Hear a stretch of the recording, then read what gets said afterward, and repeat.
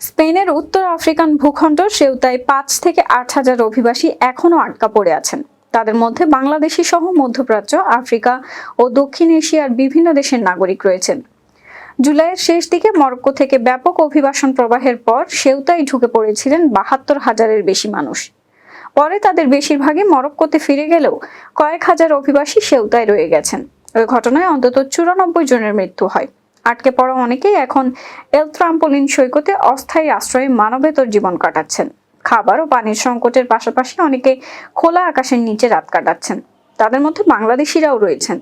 তবে প্রত্যেকের আইনি অবস্থান আলাদাভাবে যাচাই করবে স্পেন। আশ্রয়ের আবেদন করলে সিদ্ধান্ত না হওয়া পর্যন্ত ফেরত পাঠানোর প্রক্রিয়া স্থগিত থাকে। পরিস্থিতি সামাল দিতে সেউতায় ৫০০-এর বেশি নতুন নিরাপত্তা কর্মী মোতায়েন করেছে স্পেন।